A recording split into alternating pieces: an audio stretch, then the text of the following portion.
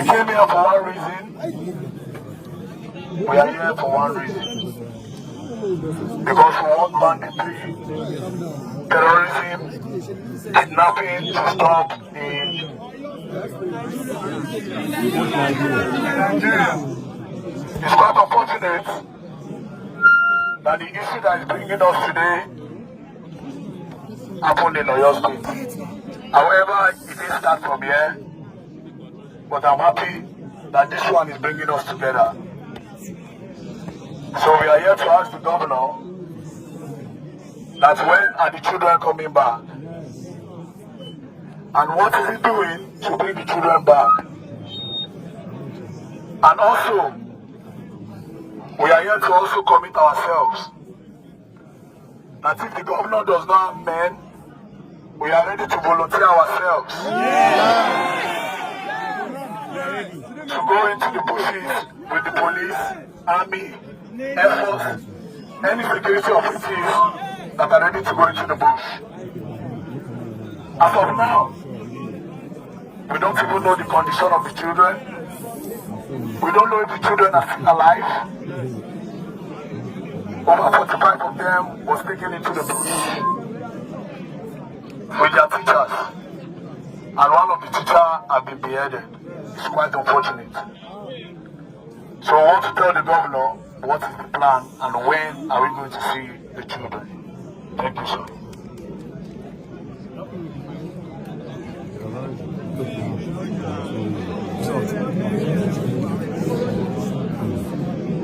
Well, I do hope. Can you hear me, please? One house. Can you hear me? Speaker. First, let me tell you that I will tell you the truth and nothing but the truth. One, if I am not in government, I will be with you. I will be protesting also. Assuming I am not the governor of Oyo State. So, I do not have anything against what you are doing.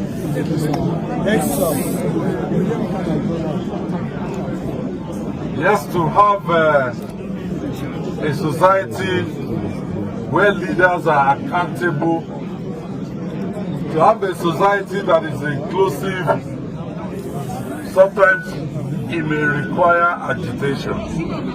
It may require protests. It may require people getting up from their comfort zones to do something like this.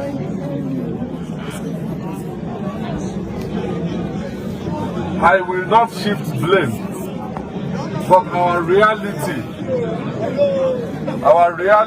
is that a state government is not in charge of all the security agencies. I'm not, as the governor of Oyo State, the CP, I can call him. We can meet, but I cannot deploy him. If I say go to XYZ, he will need to get approval from the Inspector General of Police. What? The same thing with the military.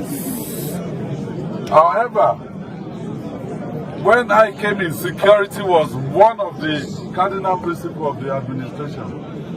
That was why we set up Amotekun. Amotekun has not been harmed adequately, but that is our reality. However, let me give you the assurance that I am also distressed because I have children of my own. I'm also distressed with what has happened to our children, and it has been 1 month. It was 1 month yesterday, 1 month and 1 day already now. Because of the nature of the security situation that is involved, I cannot divulge a lot of the information. But I can tell you that there's no information that any of those children or their teachers have died. That's of today.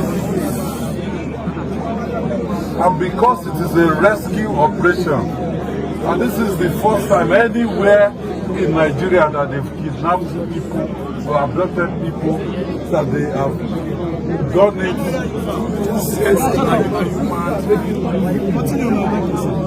This is the first time they've done it to nursery and primary school children.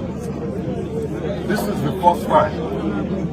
And these are children that they cannot even run or do anything for themselves.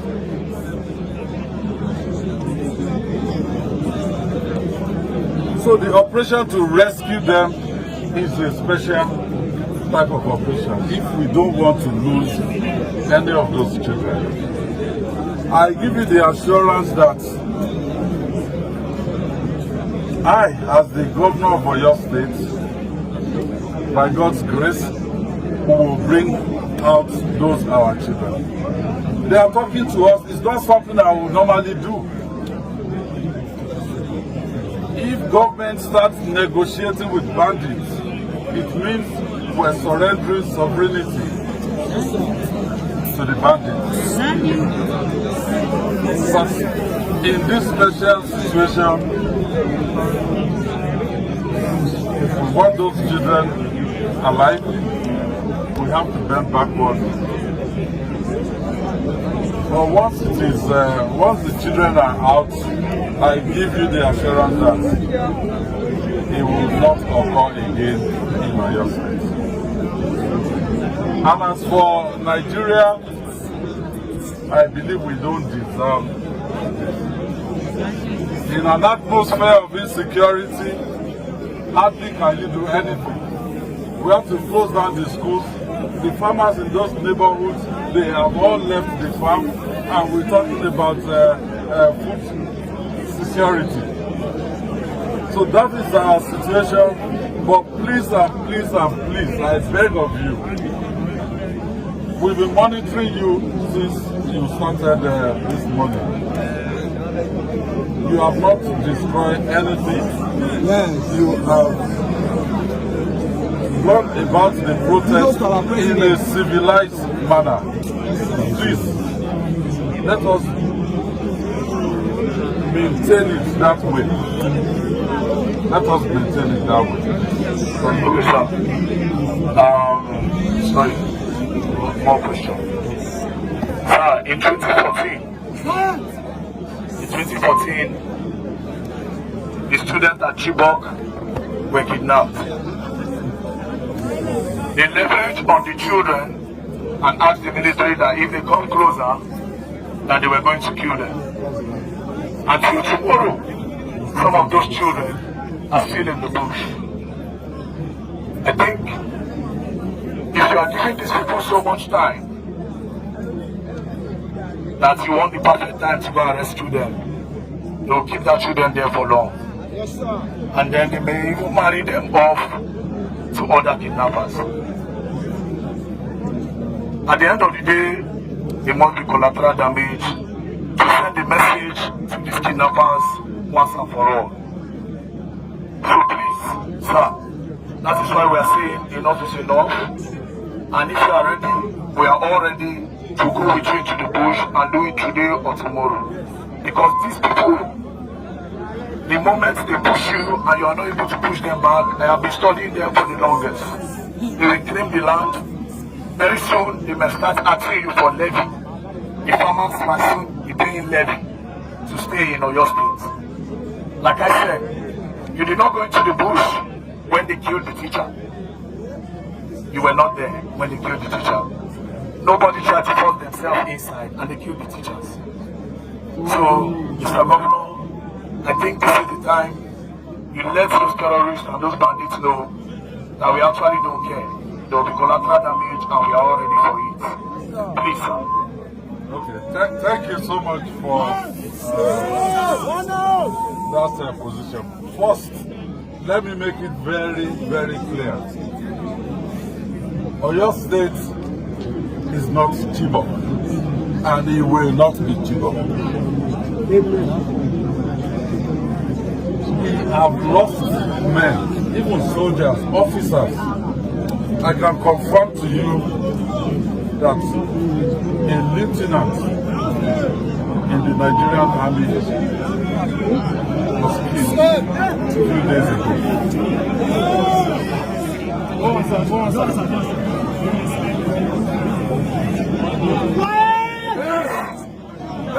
Everybody keep quiet. Yes, so if you ask me, can I sacrifice myself for those children to come out? I will do it. I have lived a good life. I'm almost 60. It doesn't matter. My own father died at 76. But what we want to do is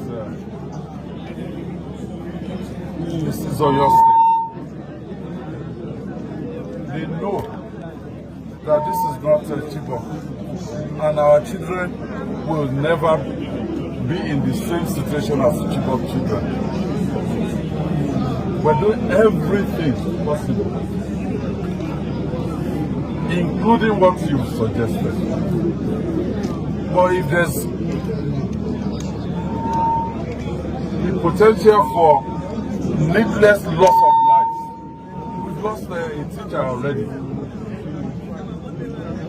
If we can avoid losing more, we will avoid losing more. But if we get to the point that